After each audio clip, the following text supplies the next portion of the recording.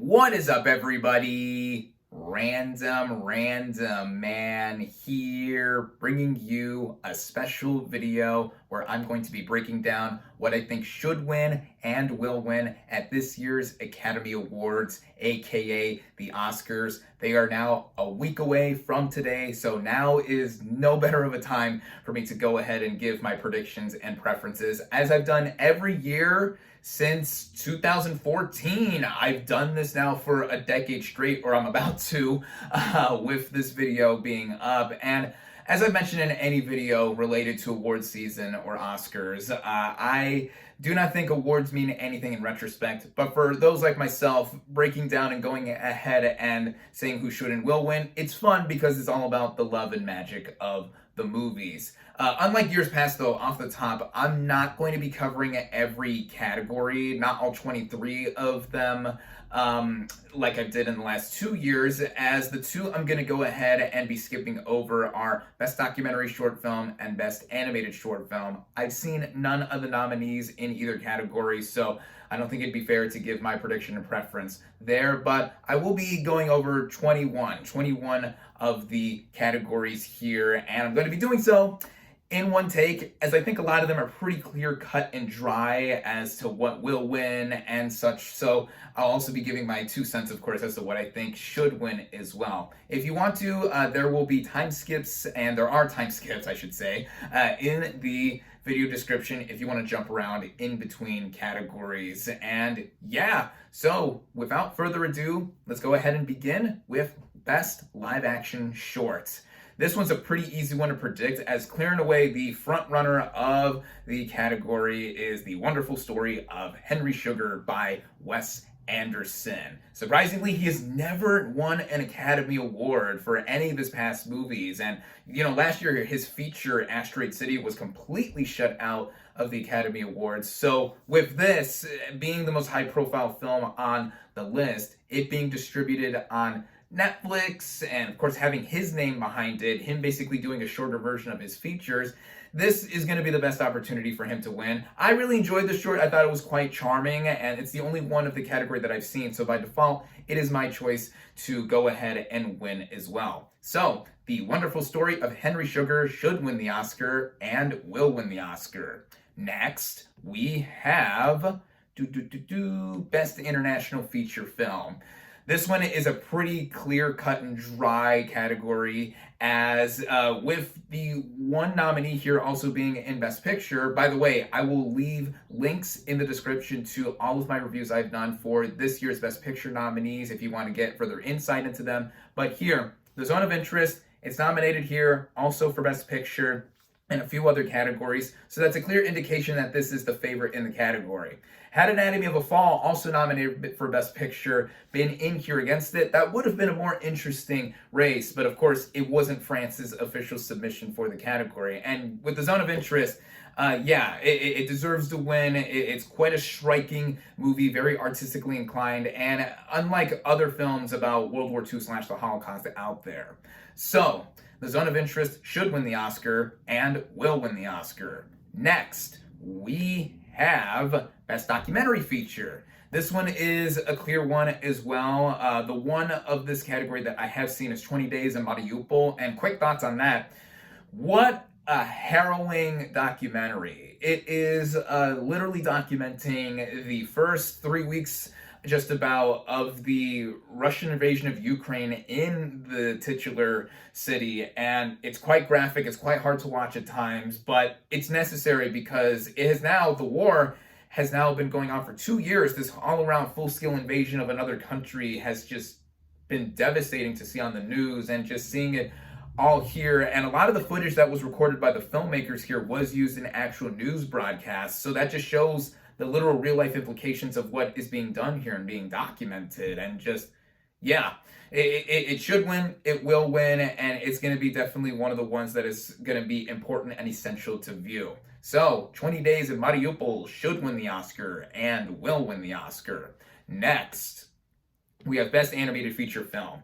This one is a category that has two nominees clearly being in bigger contention, and that is Spider-Man Across the Spider-Verse and The Boy and the Heron. Breaking down what awards it has won in award season thus far, The Boy and the Heron won the Golden Globe and BAFTA awards for animated film, so that gives it quite a considerable sense of edge, even when compared to Spider-Verse winning more awards, I think, lately. It won at Critics' Choice. It won 7 Annies, including Best Feature, so that's an important factor to take into account. And then it also won the PGA Award for Animated Feature. So one could argue, you can say that Hayao Miyazaki for The Boy and the Heron could be considered up for contention to win now his second animated feature Oscar. And that a disadvantage Spider-Verse could have is that sequels in this category usually don't win. Not a lot of them even get nominated. Like, for example, Finding Dory and Frozen 2 weren't even nominated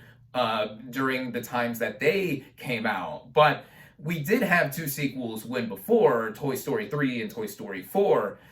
So I think with everything all being considered, I think Spider-Verse will win here. It's also my choice to win. It was my favorite animated film of the year. I also really like The Boy and the Heron, and Elemental's also nominated here, but that has little chance. So in that sense, I do think that Spider-Verse is going to take it. So Spider-Man Across the Spider-Verse should win the Oscar and will win the Oscar.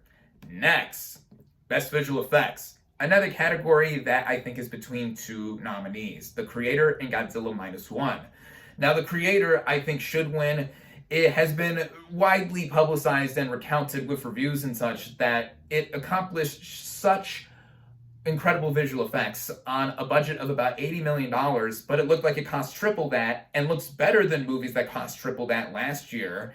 And that was personally one of my favorite movies of the year. So I would like to see it get acknowledged somewhere. It's also nominated up for Best Sound. But I think what will win, one could say that the smart money in your mind would go to The Creator for its craft. But Godzilla Minus One has been getting a considerable amount of attention lately because it has been reported that the budget was produced on the equivalent of 15 million US dollars, which is insane because, like The Creator, it looks better than a lot of other movies I saw last year that were very VFX or CGI heavy. And this is the first nomination that the franchise has ever gotten in its decades-long history in Japan. That is awesome to go ahead and see. The director of the film would also get an award, I believe, if it does win the Oscar. So that would be something to reward that movie becoming such a breakout hit here in the US. Highest grossing live action Japanese language film, I believe, if I recall correctly from my review of the film. I did really like Godzilla Minus One, so a win here I don't think would be undeserved. But I think for this category, though, I'm going to say that The Creator should win the Oscar, and Godzilla Minus One will win the Oscar. Next, Best Sound. I think this is between 2 movies as well. Though, I'm looking at all the choices here from Gold Derby, it looks like that Oppenheimer is ahead, and it looks like it's going to take quite a few technical categories. I do have to give some consideration and shout out to the Zone of Interest, though, here, as it did win the BAFTA Award for Best Sound. And it's personally my choice, surprisingly, to go ahead and win Best Sound, because seeing that movie, especially in a theater, and what is the nature of it, being a different film in a perspective of the World War II and Holocaust portrayal of it all. And it's a lot of not just what we see looming in the background, but what we hear too, a lot of horror and a lot of subtlety. That is what really helped make the movie for me. Oppenheimer, of course, is no slouch on sound too. I saw the film the first time in IMAX, and it was booming, and then I saw it again in other formats in theaters, and it still worked all together. So I'm going to say that Oppenheimer is going to win, but my choice will be the Zone of Interest. I'm not going to be surprised if it's either or here, but I'm going to say for this documentation, the Zone of Interest should win the Oscar, and Oppenheimer will win the Oscar. Next, we have Best Song. This is clearly between the 2 Barbie nominees, and I should stop playing with my hair. I've been playing with my hair a lot between this video and the last video, but anyway, I'm Just Ken is actually going to be my choice for what I think should win. It being a fun moment in the movie, Ryan Gosling performing. He's going to perform at the Oscars next week, so that's going to be fun to see. The song did win Best Song at the Critics' Choice Awards. But here at the Oscars for Best Original Song, I think it's going to go to What Was I Made For by Billie Eilish. Coming at a pivotal point in the movie towards the end, being emotional. It actually just won 2 Grammy Awards, one of them for Song Written for Visual Media, and then it won Song of the Year, I think, which rewards songwriting specifically in the big general categories at the Grammys. So that's a pretty big deal in how the film, the song from the film, I should say, made such an impact.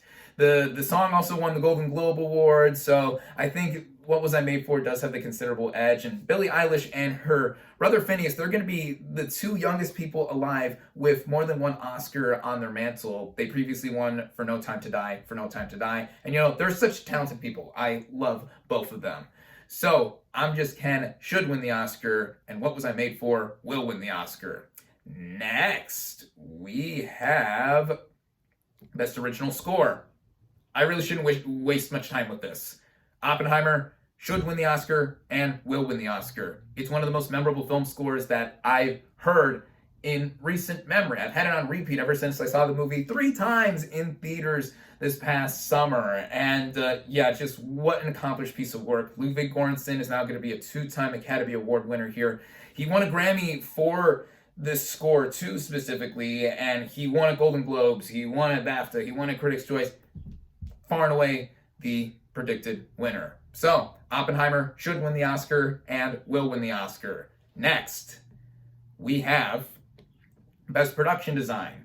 This is an interesting category because I do think it's also between 2 different movies. It's between Barbie and Poor Things, and both of them have such immaculate set design, the creation of their worlds. I mean, Barbie, of course, hinges a lot on the creation of Barbie Land itself. Allegedly, there was a worldwide shortage of pink paint because of all the hand-painted stuff that was pink. That was very impressively put together. But Poor Things, in a much more fantastical setting, late Victorian era England, I want to say. It's unclear as to the time period it takes place in, but wow, the world that was created here by Yorgos Lanthimos and company was just such a wonder to take in as well. For me, that I think should win the Oscar. What I think will win, I'm not going to be surprised if Poor Things does go ahead and take the award. It won at the BAFTAs, if I remember correctly. But I think Barbie will win. It's going to throw that movie another bone as well on top of Best Original Song. And I do think that it took a lot to make everything look like a life-size playset and not look too plasticky or too toy-like. And I think that does warrant recognition as well. So, Poor Things should win the Oscar, and Barbie will win the Oscar. Next, we have Best Makeup and Hairstyling.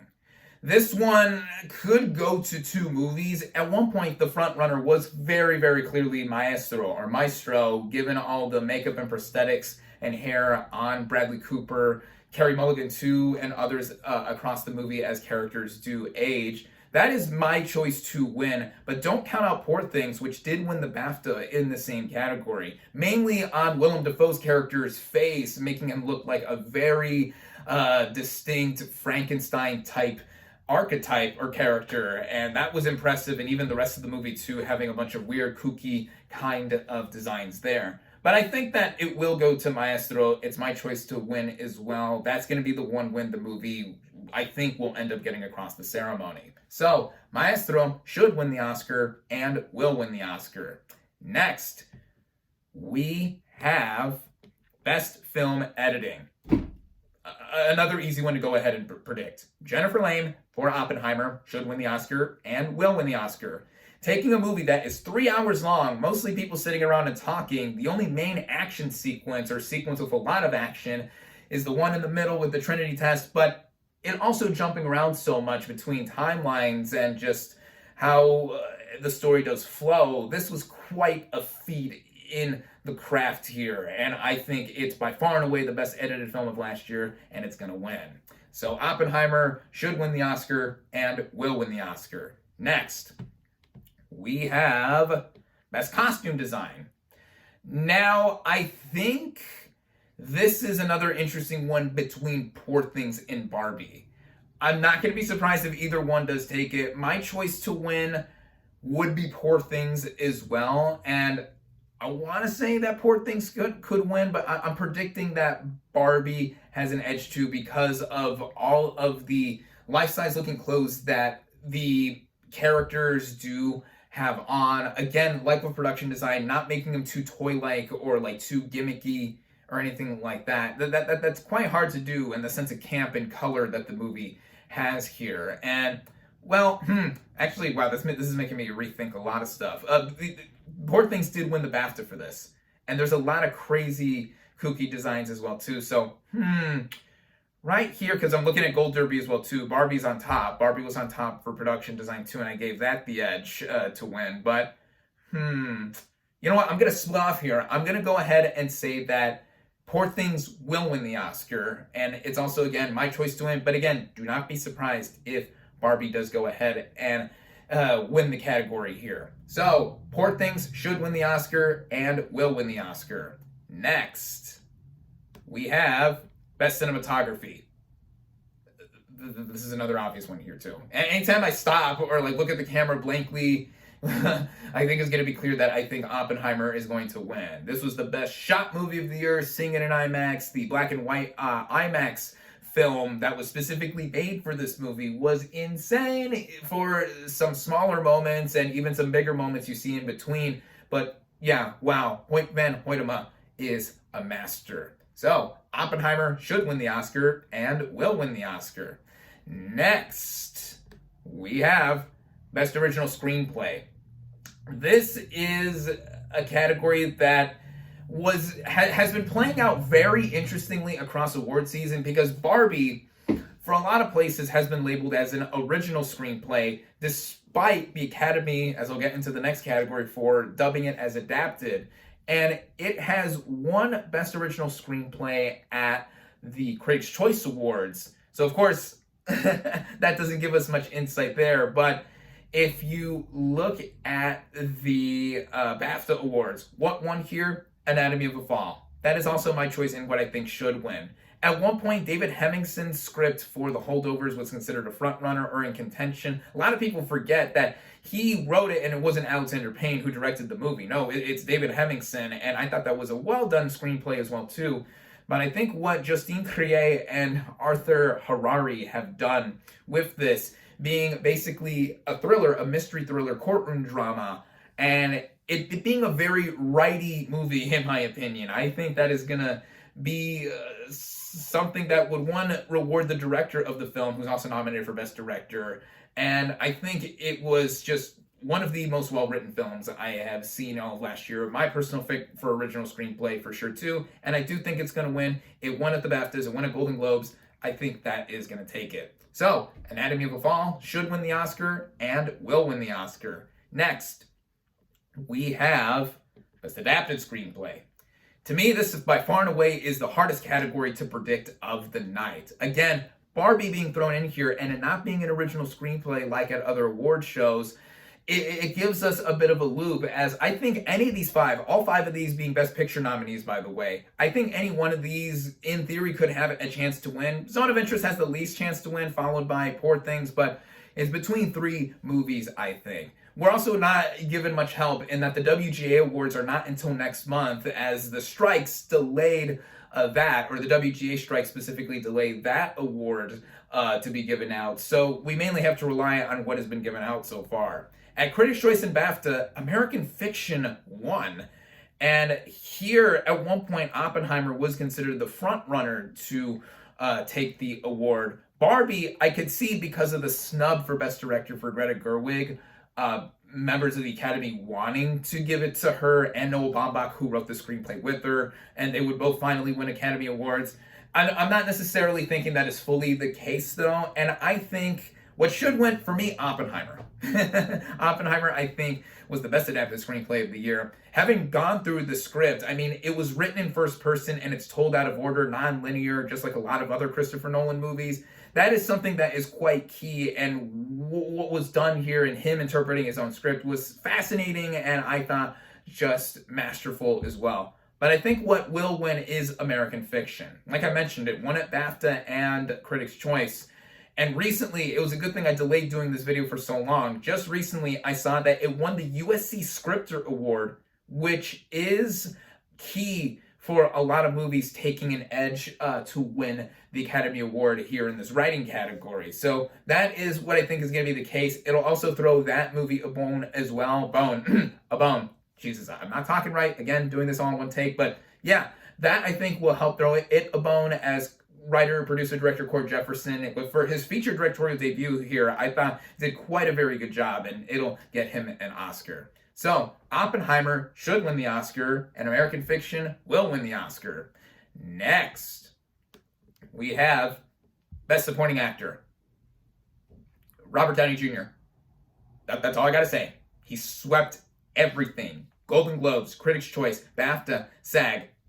It's him, and he's my choice to win as well. This is gonna be the cherry or icing on top of the cake of what I think is the best comeback in modern Hollywood history after being Iron Man, being at the time the biggest movie of all time, Avengers Endgame, now being here, one of the most lauded, or if not the most lauded movie of the year in Oppenheimer. Yeah, that's going to be awesome to see. So, Robert Downey Jr. should win the Oscar and will win the Oscar. Next, Best Supporting Actress.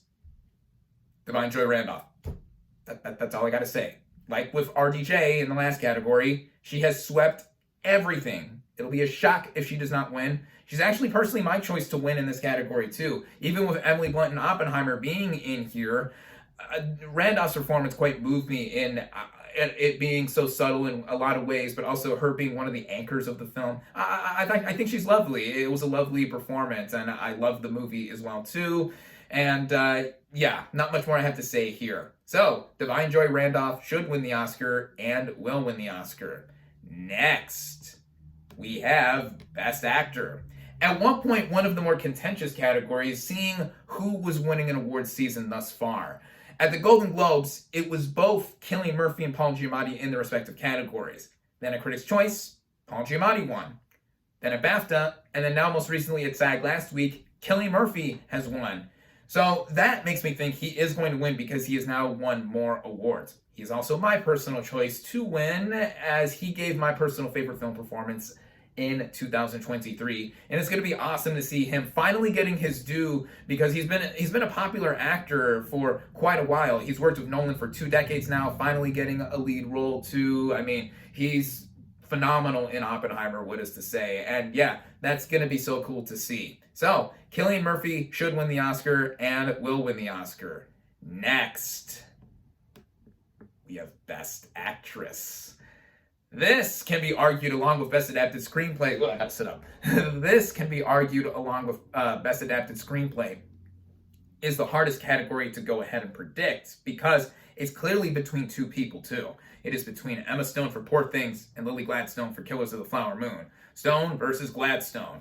Now, early on, like at the Golden Globes, with the other 2 front runners of Best Actor, it went to both of them in their respective categories. Then Emma Stone won Critics' Choice, and then she won BAFTA. And Lily Gladstone, mind you, she was not nominated at BAFTA at all, so it's like, could it be Emma Stone's year again? She's already won, of course, for La La Land. And had she not won for La La Land several years ago, I think she would easily run away with this award. Even if Gladstone was put in supporting actress, like a lot of people thought before the movie even came out, and then it was announced she was going to be pushed for Best Actress, there's a lot of factors here to consider.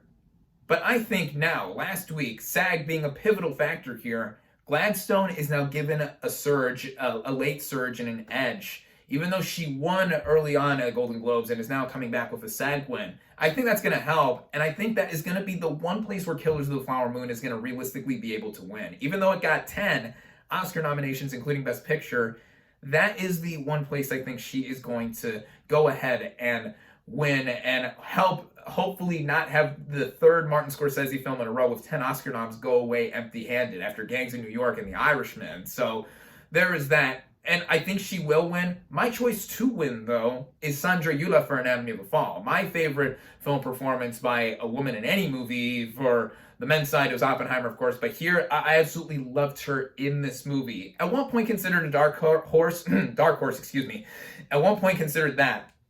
If she won the BAFTA award, I think she would have been given a considerable amount of attention and maybe a chance to go ahead and upset there. But no, it's between Stone and Gladstone. And I think it is going to go to Lily Gladstone. I think some people will not be able to resist the idea of giving it to now the third time a non-white woman the Oscar for Best Actress. Just last year we had Michelle Yeoh, so the second year in a row not going to a white woman specifically, the first ever Native American woman to win.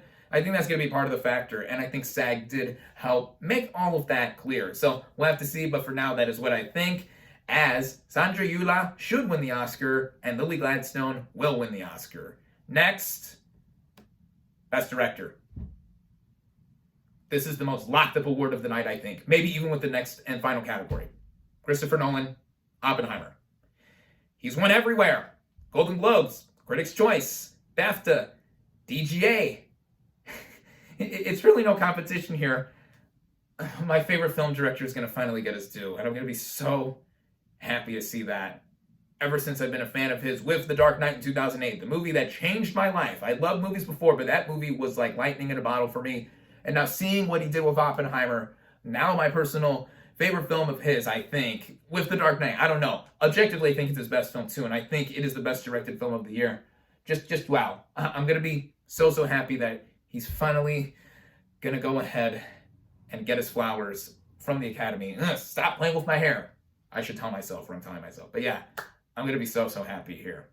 Christopher Nolan should win the Oscar and will win the Oscar.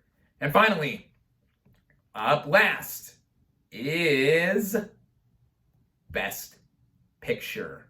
Now, I have finally seen every single one of these movies. Last week, I saw the last of them, Past Lives, which only got 2 nominations, Best Picture and Best Original Screenplay, and it has 0 chance in winning in either category. But to give my quick thoughts here, since I didn't get a chance to review it, I really liked it. Not my favorite of the Best Picture categories, but I thought it was effective, subtle, moving in a lot of ways. The lead performances by Greta Lee and Teo Yu, I thought were quite strong. And the way I would rank these movies, as unlike other categories, Best Picture is determined from a preferential ballot, where all 10 movies are ranked from 10 to 1. How would I do this? I think I want to preface this by saying that I really liked to adored all these Best Picture nominees. Like, I think that this is one of the better Best Picture slates we've had in recent memory. So I say that because in the way I'm going to rank these, if I'm going to get railed in the comments, go ahead. We all have opinions. I would say Past Lives, Barbie, American Fiction, American Fiction would be here, The Holdovers, then The Zone of Interest, Killers of the Flower Moon, and then my top 3 favorite movies of the year are Poor Things, Anatomy of a Fall, and Oppenheimer. That is how I think I'm going to rank these, and clearly with what I just last said, and I think with this category being so locked up at this point, with having won at the Golden Globes, it won at Critics' Choice, it won at BAFTA, won at DGA, it won the SAG Ensemble Award last week, Oppenheimer. There. That should be it. That should be it.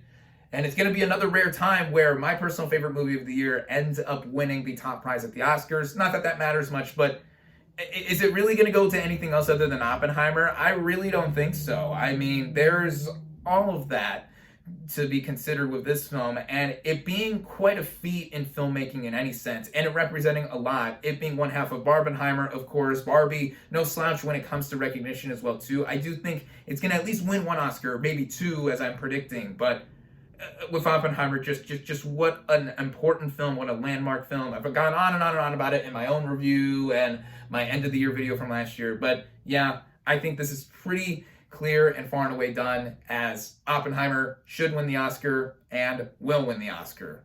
And yeah, there we go. Those are my predictions and preferences for the Oscars this year. If you want to go ahead and see my thoughts on all the Best Picture nominees, minus Past Lives, check the links in the description. And what are your guys' picks for these awards? Let me know in the comments. And hopefully, like me, you'll be excited to watch the ceremony next week. Jimmy Kimmel hosting now a 4th time. We'll see how that goes. And yeah, again, it's not about the awards themselves. It's the movies. It's what matters most. But yeah, even with what I've mentioned in Oppenheimer, me predicting it's going to win at least 7 awards, it's gonna be a memorable night regardless, and seeing what everything does or how everything comes together. So, thank you all, as always, for watching. Be sure to like this video, comment your predictions and preferences for this year's Oscars, social media links in the description, subscribe to my channel for more, and I'll catch you on the next movie review.